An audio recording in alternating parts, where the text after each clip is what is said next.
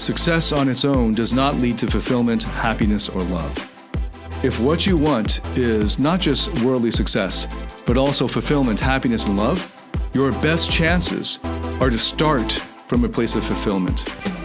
Welcome to the Masculine Psychology Podcast, where we answer key questions in dating, relationships, success, and fulfillment, and explore the psychology of masculinity. Now, here's your host, world-renowned therapist and life coach, David Tian. Welcome to the Masculine Psychology Podcast. I'm David Tian, your host. This episode is all about how you can experience success and growth while also, and more importantly, being happy and fulfilled. Specifically, not having to wait until you have succeeded in order to be happy. In other words, not buying into the lie, the myth, that success alone brings happiness and fulfillment.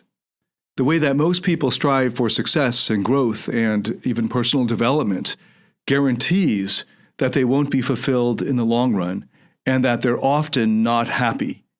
Many of them feel anxious that they're not on track to meet their big, ambitious goals, and that if they don't attain these big, ambitious goals, then they're not enough, they're not good enough, they're not worthy of admiration, or really what's at the core of it, not enough for love, not good enough for love, not worthy of being loved.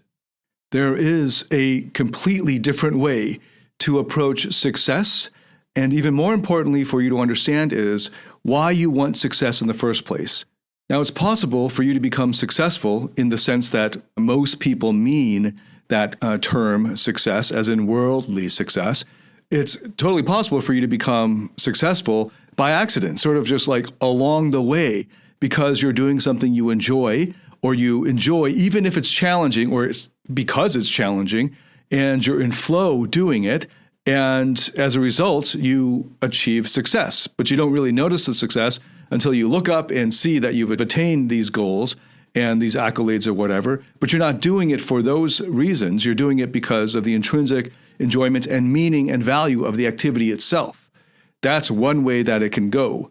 And I'm going to explain more about in this episode is dedicated to helping you to see how that could happen for you. But how most people are striving for success is a kind of tortured way, a way full of anxiety and stress and pressure and fear that if they don't achieve these goals, or if they're behind in their long-term progress on these goals, then their life would fall apart. They would not be enough. They would not be a man, for the guys out there, or they would just not be worthy of connection, love, significance.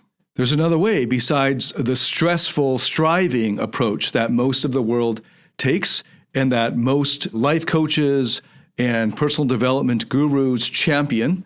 And if you do it this way, you'll not only have growth and success, but even more importantly, you'll have happiness and fulfillment, because that's what you get at the beginning. You don't need to defer your happiness until some far off goal 10 years down the road, if you exit from your company or you sell your company or whatever, until you finally can rest and finally experience this far off nebulous thing called happiness.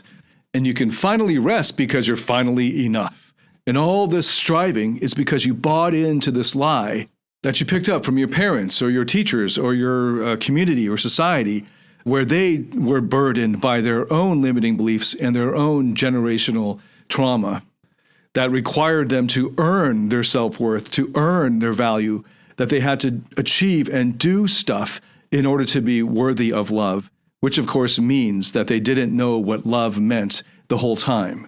And you don't want to waste your life in striving for this feeling of being enough, or of happiness, or of lasting happiness, or of fulfillment, and to waste all of these years, decades of your life, to get to the end. And for so many people, they don't even achieve their big, ambitious goals. So then they just feel like failures their whole lives, and then they die. Or the minority of people who hustle and grind and strive and sacrifice so much of their personal happiness and of being present with their loved ones and so on. They sacrifice all of this, hoping in the back of their minds, it's all this unconscious drive that came from in their childhood or formative years that is haunting them, torturing them, filling them with anxiety and stress and pressure to become someone that they are not currently. And because the way that they are currently is not good enough, so they have to transform themselves to become somebody worthy of love and connection and significance finally, only to get to the end of their lives, even if they do achieve their goals or more, they attain their dreams and beyond, only to discover that there is no fulfillment as a result of that. This is almost an impossible message to pass down to people in their 20s right now. And maybe, 20 years from now, it will be like the 30s, where you're still in this immature stage of striving and believing the lie. But for those of you who are more mature, and maybe there are some very mature 20-somethings, whom I have met, age is just a number that is not pegged to emotional or psychological maturity. There are young people who are very mature and old people who are very immature. But generally speaking, hopefully, if you're in your 40s and 50s and 60s, you have already experienced what it's like to attain a goal that you thought was very ambitious, that you sacrificed for, only to experience the next day, the next morning, the next week after attaining this big, far-off goal that didn't bring that level of happiness, meaning, or fulfillment that you sacrificed so much for. You don't want to get to the end of your life having sacrificed so much to the lie that you have to earn your self-worth, that you had to earn love, only to sacrifice all that to get to the end of your life to find out it still isn't enough. At least it's not enough for very long, because there's the next day and the next week, month, year, where you have to do it all over again. And when you're successful as a means to find happiness, fulfillment, and love in your life, and you're relying on worldly success to get there, you have to continue always to be successful. And if you're relying on striving to be successful, then you will have to strive and sacrifice and beat yourself up and grind and hustle your entire life. So I really hope you figured out how to enjoy the process along the way, and the sacrifices, quote unquote, weren't real sacrifices to you. But in the quiet of the night, when you're all alone and you wish that you had spent more time with your daughter or with your wife, or enjoying that sunset, or just being present with your life, you know the truth. The stressful approach, the striving approach, the beat yourself up until you get there approach, hoping that you will finally feel those feelings that you've been waiting for your whole life, happiness, fulfillment, love, being enough, being significant, that those will finally come after enough sacrifice and enough late nights at the office and enough saying no to things that you would love to do, only to discover that it was all a lie. It was all a collective myth that your schools, your society, your family bought into. But then it's too late. Not only is it probably towards the twilight of your life that you discover this finally the hard way, but you're also burnt out, and you were probably burnt out quite a while ago. You are tired, you are exhausted, you're wondering, when does this treadmill end? When does it stop? And in fact, if you continue down this road of beating yourself up, the striving, the stressful approach, the grind and hustle, that now you're even worse off because now you have a mental health issue because you fed this beast that always haunts you and won't let you get off the treadmill, what I will be calling the inner critic. And very likely, if you are a high achiever who has used the stress approach, the striving approach, the beating yourself up and sacrifice approach to getting worldly success, you probably have multiple inner critics. That won't let you rest. That won't let you enjoy life. That won't let you relax. That won't give you the luxury and freedom to be present with your loved ones, your son, your daughter, your aging parents, for very long, for more than an hour, say. And then you start to get antsy. You start to check your phone, check to see if there are any work emails or messages that you need to get onto. Because in the back of your mind, there's always more that you can do. Because there always is more that you can do. And you have to keep doing it. Because time continues. You can't rest on your laurels. So many of us growing up in the middle class, like I did, have this idea, maybe this dream, that it's possible to make $100 million, $1 billion, or whatever, this number has to keep going up and adjusting with inflation, whatever that big number is for you, that you can then say, then it will be enough. Then I can retire on this. Then I can invest this payout into a capital fund that will just pay me out, 2%, and I can live off the, 2.5, 5% of that. And you have this number in your head. I have so many friends who still do this. And in a way, I do it because it's important to know what level of quality of life you would like to lead and have in your old age. And you got to plan ahead. You've got to figure out, if I weren't able to work or if I didn't want to make a living, putting in time for money or whatever, well, how much would I have to have saved in capital to safely have this living stipend as a dividend from that capital? So you get that number. And so many of friends just keep ratcheting up this number because most of my friends are achievers. And that number keeps increasing because their needs for their living and their lifestyle and their living expenses keeps going up.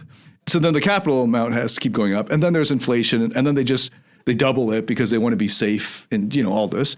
So that's fun to plan and to have a number in mind. But here's the mistake we all make. I'll include myself in there so I'm not just preaching down at you.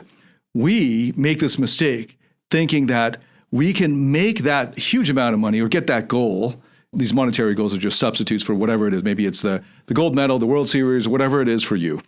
We think that we can get to that huge, ambitious goal and then relax, not realizing that in order to get that huge, ambitious goal, which we don't have now and probably aren't on a current trajectory that can safely just put into autopilot and get there, but we'll have to inject lots and lots of extra hard work and creativity and so on, and inspiration and motivation to get there, that what it would take to be the type of person that could achieve that would mean that that person that you become in order to achieve that goal would not be able to rest. So I know whoever shares with me this life plan that I'm going to make 100 million, 500 million, and then retire on the beach.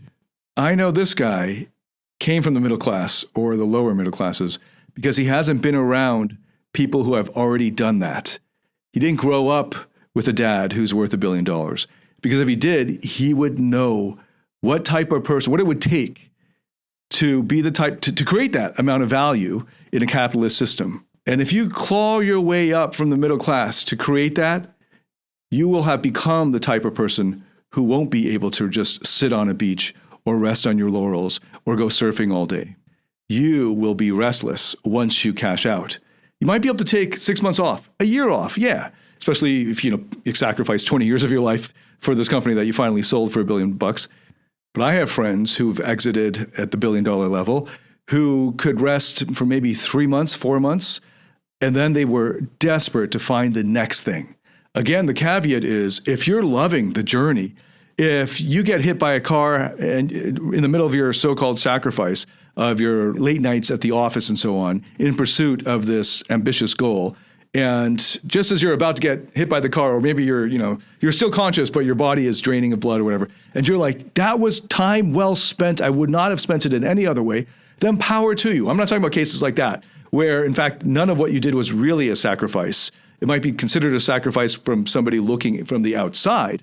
But if you fully enjoyed your time and you were in flow, and again, flow doesn't mean it was easy or effortless. Flow means it was a challenge, but you enjoyed the challenge, right? You don't want to play a game or a sport that's really easy. You'd be bored. So of course it's got to be challenging. But hopefully here's something that a lot of guys listening can appreciate or understand. Like playing a video game and you actually enjoyed the time playing it even though it was hard. Or playing a sport with an opponent or against an opponent who challenged you, so you had to really rise to the occasion. And at the end of that, you enjoyed it, and then you think back and you enjoyed the whole time. But of course, you were unself-conscious while you were doing it. You've lost track of time while you were doing it. So you weren't ever asking yourself, am I enjoying this? Because you were completely focused, because the activity required you to have complete concentration on the activity. So you lost yourself in it, you immersed yourself in it. And of course, you must know by now the science of flow, capital F flow, that shows that this is one of the most reliable ways to enter into a state of high happiness. So there are, of course, people who are able to attain great levels of success and then completely change direction and do something that doesn't bring monetary success. Though I have not yet met anyone who's attained a high degree of success who just stops and just sits on a beach and does nothing. Almost always these people, after a certain period of recuperation and recovery and going to wellness retreats and things like that, will find a new thing that they become passionate about and spend all their time focused on, and they get really, really good at that thing as a result. So they just repeat the same plan or method, the approach that they had in the other thing that brought them worldly success into this new area. So a lesson to take away even from that, even from those rare cases, is that you better have the right approach in the first place, because that's the approach you're going to take later on to all the other things. So imagine that the striving, stressful, beat yourself up, grind and hustle approach is what got you to where you were. And then you cashed out and now you have nothing to do on the Monday morning after that. I know people who were almost suicidal because they found no meaning in life anymore, and they forced themselves back into the company that they just sold and made themselves a really big nuisance. And then lawyers had to get involved. And they actually did it not because they really enjoyed doing it, but because that's the only thing they knew. They fought to get back on the treadmill. It's like a lab rat who his whole life doesn't know any other way to be. And then he's finally released into the wild or into, I don't know, the sewers or whatever. And he doesn't know what to do. And he thinks this freedom sucks. And all he knew was just running the treadmill for those pellets that the lab technicians gave him. That's so many striving, stressed out achievers. And they don't even know it, because all of their other family, their schools, their peers were also lab rats running their treadmills. And even worse than lab rats, because lab rats probably can't do a whole lot of future projection and meaning making, but we humans do. And part of the lie, the great myth, the collective myth that so many of us have bought into is that success leads to fulfillment. That's a total lie. Success on its own does not lead to fulfillment, happiness, or love. If what you want is not just worldly success, but also fulfillment, happiness, and love, your best chances are to start from a place of fulfillment. Starting from self-acceptance is the only way to healthy growth, and fulfillment more often leads to worldly success. It's just that so few people are fulfilled. But if you're already fulfilled, if you're already fully accepting of all of the parts of yourself, then you are actually free. You're free to ask yourself what you want to do with your time. So many of us are not free. Achievers who use the striving approach are not free. They're constrained by what they believe will lead to worldly success. And very often, it might have started with this sort of naive idealism that they really enjoyed this major in university or something. But if they relied on the striving approach to success, the stressful approach, the beat yourself up, hustle and grind approach, then they will inevitably arrive at a point where they feel trapped. But it's the only way they know.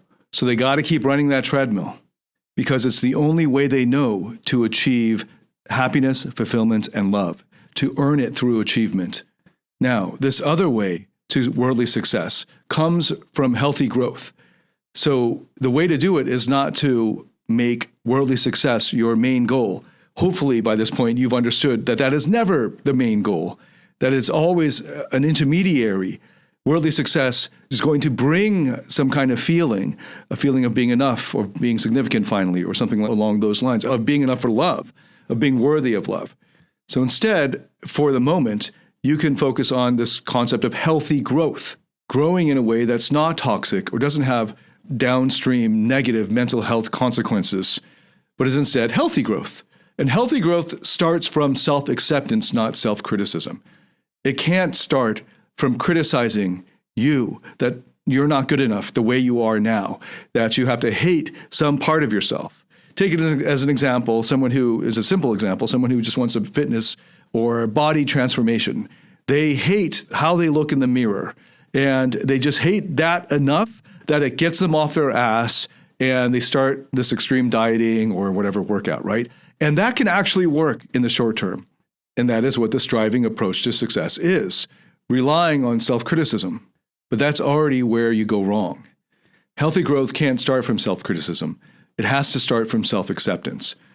And that means that when you look in the mirror, using our example, when you look in the mirror and you see all this excess fat and you don't like the way you look, if you want healthy growth, and part of what that means is, as you're growing or as you're going through the growing process, or as you're attempting to take on this challenge of this ambitious goal, you're enjoying the whole process along the way. Not that it's easy, because remember, for you to experience flow, it can't be easy. It has to be challenging, but it's an enjoyable challenge. And now let's give an example that a lot of guys originally found me for, which is the dating context. So of course, you might hate parts of yourself or ashamed or embarrassed of parts of yourself that are shy or nervous around women or that are socially awkward or have anxiety, social anxiety, approach anxiety or something along those lines. And you want to just get rid of them. You want to cut them out of you. You want to exile them. At the very least, you want to transform them so they're not the way that they are now, this weak, lacking confidence type of personality. So that's how most of the world goes about it. And this is why they end up in toxic growth if they grow at all. But instead, healthy growth has to start from self-acceptance, where you look in the mirror and you accept that this is the way you are and that you love this version of you, this body, because it's you. And you losing the fat, you looking better, or you becoming better with women doesn't actually make you more worthy of love. It's just something that you want. And that in and of itself could be a fine reason to go and get it, right? So you're not generally needy towards ice cream, but if you're feeling like some ice cream and it can fit within a healthy diet and you know it, then go and have the ice cream because you want it and you've already gone through this process of checking to see that there aren't going to be any negative long-term effects, then you can say yes. Now already you can see how some people are so used to that striving treadmill that they can't even ask themselves that question. They can't even think through that question of whether it's healthy. Because to them, they're perfectionists. It's either black or white, right? So they won't even allow themselves the metaphorical ice cream because no amount of relaxation, slacking off, or they call it slacking off or being lazy, right? None of that will be acceptable because they already have indulged fully. They're already fully immersed in the self-criticism. So there's no room for understanding or compassion or love.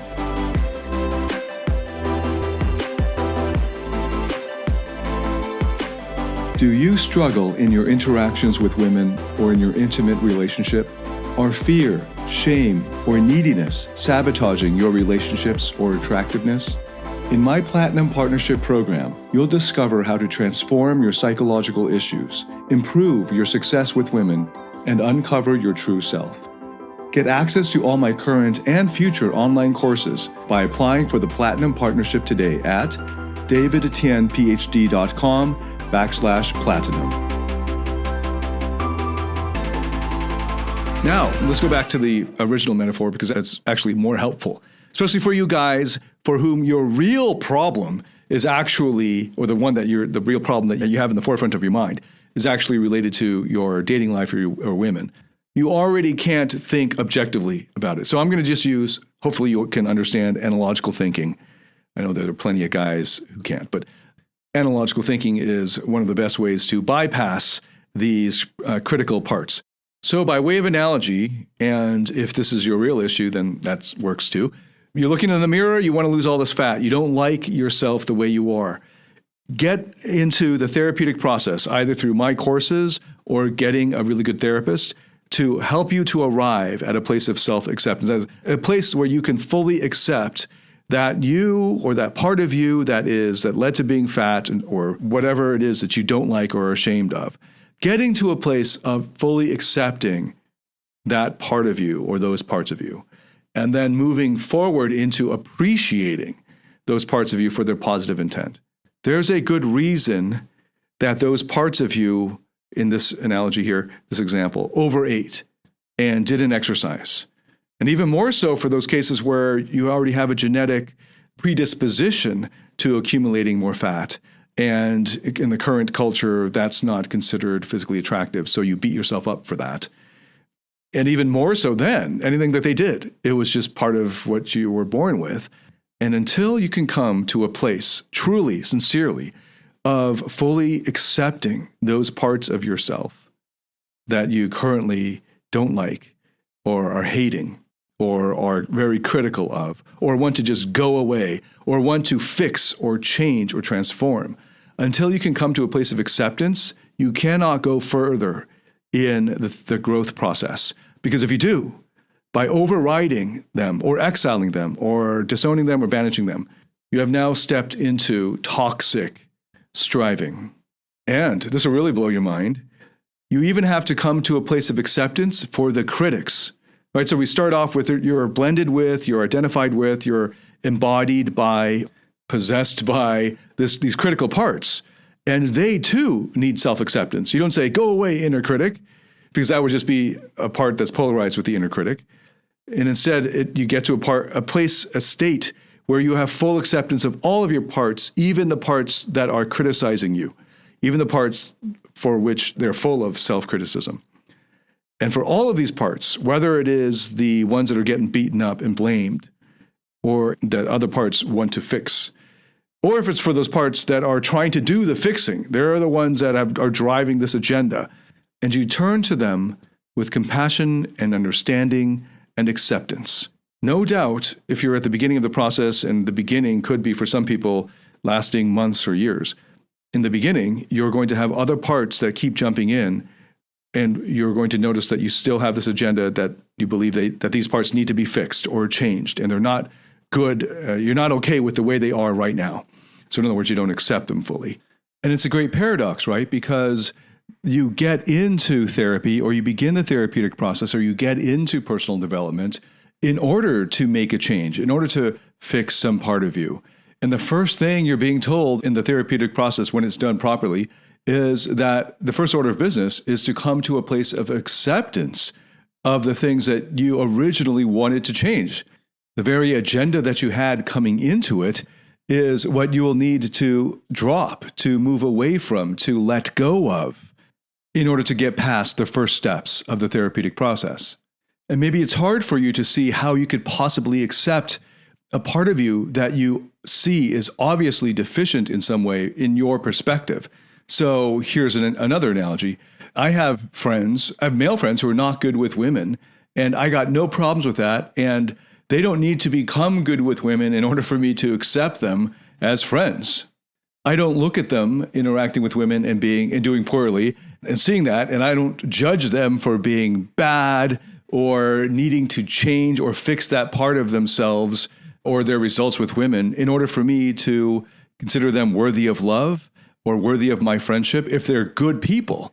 Because I don't see it as a requirement to be good with women in order to be a good human being or a good man. Now, if they are in pain as a result of not being good with women, and they come to me asking for help so that to remove this pain, so that they can get out of the pain, then that's another issue. It's not that I need them to become good with women, or I need them to fix that part of themselves, or to improve that area of their lives in order for me to accept them into my life, or for me to love them, or for me to keep my connection with them. But of course, because they're in pain and because they're asking for help, I can help them. So that's the big distinction, this big shift between fixing parts because you can't accept them, because you can't stand it that they're deficient in this way, versus going to them with full acceptance of how they are, not needing them to be any different from how they are, in order for you to love them, in order for you to feel their intrinsic worth, and for them to be enough for you. And then seeing that they are asking for help because they're in pain, and then going to them to help them because they've asked for it and because they're currently in pain. Not helping them because you have an agenda to fix them, but simply because you see them in pain and you want to alleviate that pain. And it's a subtle distinction that even many therapists mess up, because when the client or patient comes into the therapy room, there's already this assumption that you're broken and you need fixing. And the therapists themselves sometimes buy into this. Often the ones who are trained in traditional standard psycho or psychiatric approach take that view, which is called the pathological approach, where they consider it to be a pathology, as if they're treating some disease or sickness or illness, and the view being that the client or patient is sick and needs to be fixed. That's not the view that would lead to healthy growth. Healthy growth starts from radical self-acceptance, and the therapeutic process done properly starts from accepting all of the parts that are there in the client fully, not needing them to be different from how they are in order for them to be enough or worthy of love. And of course, we still help them if they are in pain, but we don't need them to be different from how they are in order for us to accept them as worthy of love, connection, and significance. As you go through the therapeutic process properly, you will get to know all of these different parts of you that are causing this inner conflict within. This includes, of course, your inner critic parts, or any parts that are critical of you, as well as all of the parts that are being criticized. Let's for a moment focus again on the aggressor, which for now I've been using the term inner critic for.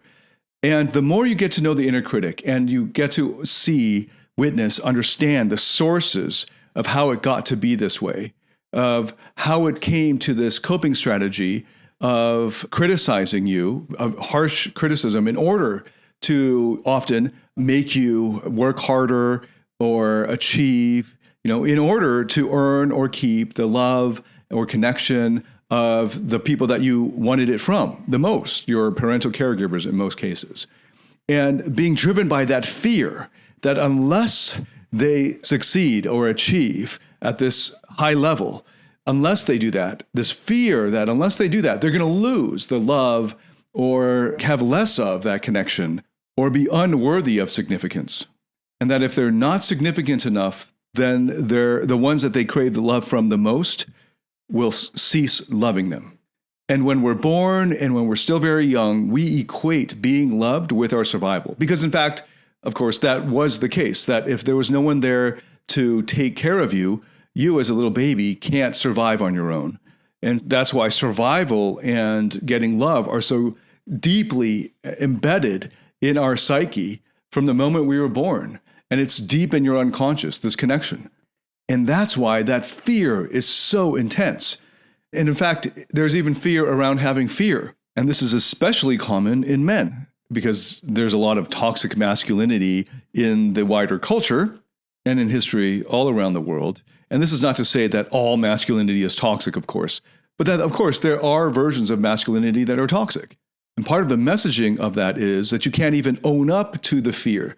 So it's too scary to even admit being afraid because that would make you weak. And then you're afraid of appearing weak. So there's fear heaped on top of fear. And of course, toxic masculinity, just like red pill and incel and all of that, is just many layers of fear and reactions to that fear. But because there's so many layers of fear, and then the fear itself is not, you cannot mention it or own up to it. You have to shove it down deep beneath your unconscious. So it's suppressed. And then over time that gets repressed, so you even forget about it. So if you're actually working with an inner critic part or achiever parts, you generally won't even use the word fear because then they will be triggered by it and they'll deny it. No, I'm not afraid of anything. Well, instead, you just say worry or concern. And of course, stress, the stressful approach to success. That word stress is so resonant with achievers and people driven by inner critics. And of course, stress is the achiever's word for fear. I think I first heard that from Tony Robbins, that phrase, that stress is the achiever's code word for fear because they're too afraid to own up to their own fear. And the key to accepting them, to coming to a compassionate understanding of how they came to be, how they are, is by staying with them long enough until they reveal to you how they took on these roles in your inner system, how they became the critic and why, and what the childhood events were that led to them taking on this role and adopting this coping strategy in an effort to get that love or connection or that worthiness from the parental caregivers or those people that they crave love from the most. And the more and more deeply you understand the sources of their strategies of becoming a critic, whether that's because they had to internalize the critical parent or the critical teacher or the peers or the bullies or whatever it was, or maybe it was a coach on some athletic team when they were growing up, wherever that came from, and they adopted the strategy as a way of coping with that, the more that you can learn about it and witness it and understand it, the easier it will be to come to a place of acceptance for how they are. And it will be a lot easier to enter a state of loving acceptance for the inner critic parts and for all of your parts when you recognize, when you can understand their positive intention. You can see the positive intent they had behind their actions, behind their words, and their modus operandi as a way of protecting you from further hurt or loss. And if they're inner critic parts, I can guarantee you, especially if you're older, in your 30s or older, that they've got to be quite tired. And if you have been striving for success using the stressful approach, which is how most of the world tries to achieve success, then I can guarantee you that they're exhausted. And if that resonates with you, then you can experientially know why success on its own does not bring happiness or fulfillment or love. And that in fact, starting from fulfillment is a much better road to success. Success doesn't lead to fulfillment. Fulfillment is the most effective way to attain healthy success. Success that's sustainable and that has healthy outcomes. Why? Because you won't burn out. Because if you are already fulfilled, then that means that you're doing that activity because you enjoy it, because you want to do it. Not because you are beating yourself up and are afraid that if you don't do it, then you won't be enough, which you will obviously equate with survival, and you're going to be in a kind of trauma response. That kind of whip on your own back type of approach might work, especially in the short term, for mindless activities like typing out something or some forms of simple, repetitious manual work, because they don't rely on creativity. But if you're using pressure, a pressure approach, and it's feeling stressful, and you're trying to do an activity that requires any amount of creativity, you're going to be locked up. You're going to have too much tension, and it's not going to be enjoyable. As a result, people who use this or rely on the stressful approach to success end up losing out in the long run, and often even in the medium run, to those who are doing it because they love it, who are doing it from a place of already being fulfilled and then choosing that activity to do because they enjoy it. If you're starting from fulfillment, you will outlast and outwork all of the strivers who are relying on the stressful approach, on the grind and hustle, beat themselves up approach that is fear-based. Okay, so to recap, I covered the myth that success leads to fulfillment or happiness. It doesn't. In fact, it's the opposite that is true. Fulfillment is a much more effective road to success. And I covered how healthy growth starts from self-acceptance, not self-criticism. Then I looked at the way to do it, of turning towards even the inner critical parts, all of your parts, in fact, and arriving at a place of acceptance of them before continuing in the therapeutic process, because it's a necessary step. And the best way to do that is to get to know them better, to learn how they got to be the way they are. And then that will allow you to see the positive intention behind their behavior, their action, their strategies. So very briefly, I want to tell you a story about a client named Tom. When Tom came to me, he was quite stressed. He was in a C-level position in his Fortune 500 company. He was divorced and dating, and he wasn't able to relax very easily. He was very stressed out, not just at work, but also in his dating life. Even keeping up with his fitness regimen was causing him stress. He was just stressed in every area of his life, and he was on the verge of just quitting and, in his mind, just blowing everything up and starting his own company that he had barely an idea of what it would be. But he was exhausted. He just wanted to end it. He was in his mid-40s by this point. And we started on the therapeutic process. And as he went through the therapeutic process, he was able to accept these parts of himself that were running him haggard, that were exhausting him. And as he got to know them better, he got to understand their history of how they came to be the way they are, taking on these exhausting but highly successful and effective roles up to this point in his life.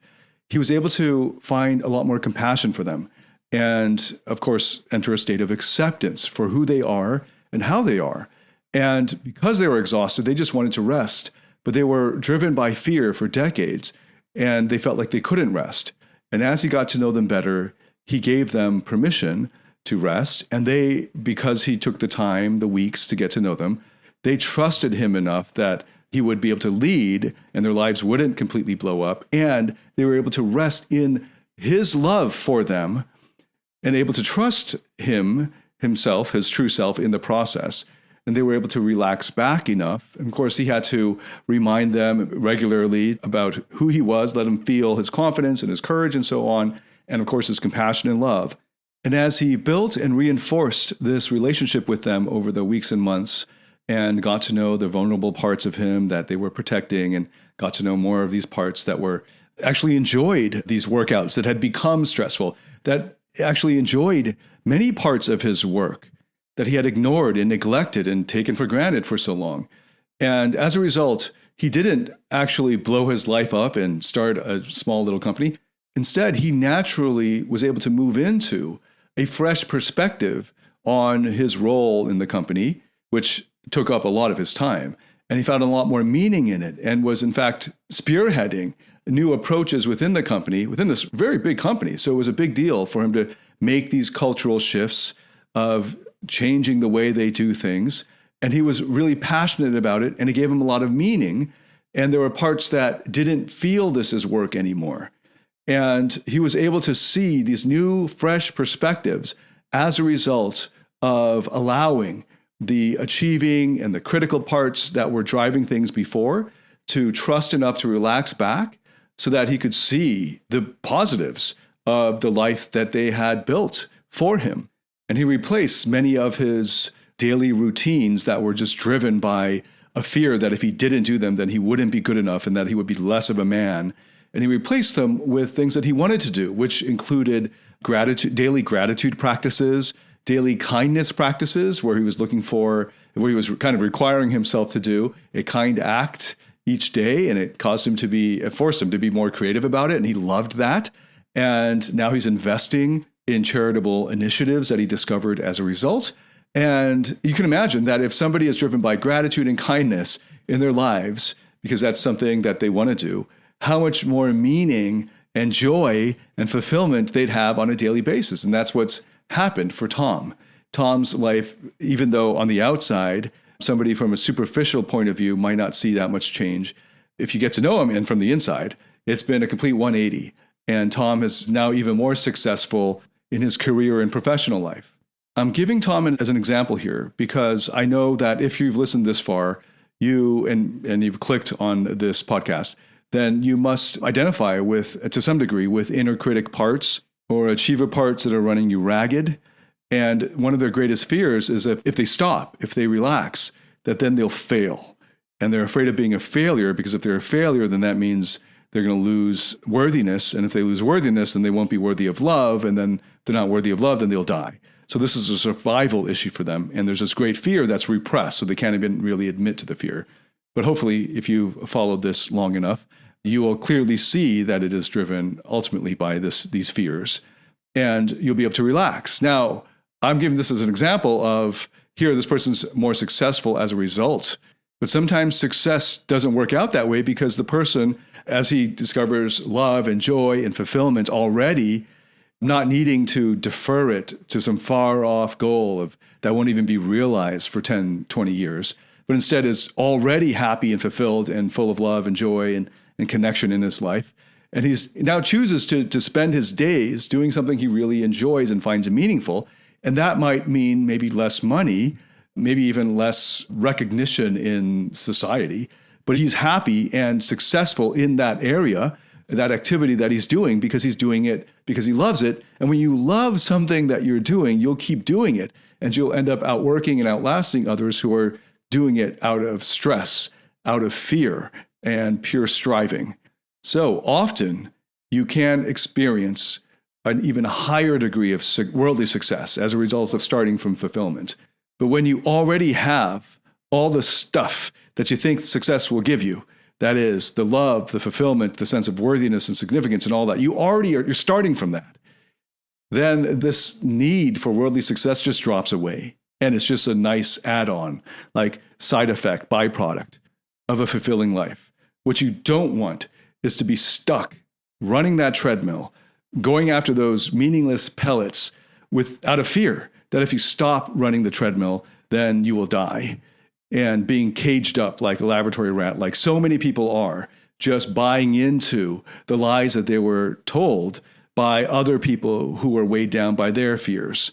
And this can stop for you. You can be the first in your line, in your generational line, to say, thus far, no further. I will now do it properly. I will turn to the therapeutic approach and find love, fulfillment, and happiness on their own immediately. And from there, I'll see clearly, finally. And from there, I'll be able to see what I want to do with my days. And it might be different from what you're doing already, or it might be the same, but you're going to approach it from a fresh perspective, as Tom did. And it remains to be seen. What is exciting is embarking on the therapeutic process, because you're going to be transformed as a result and have a much greater clarity around who you are and what life can be about for you. Thanks so much for listening to this podcast. If you liked it, let me know. Hit a like on whatever platform you're on. Let me know your comments too. Give me your feedback. I would love to know what you thought of it. If you benefited from this in any way, please share it with anyone that you think could also benefit from it. Thank you so much for listening. Until next time, David Tian signing out.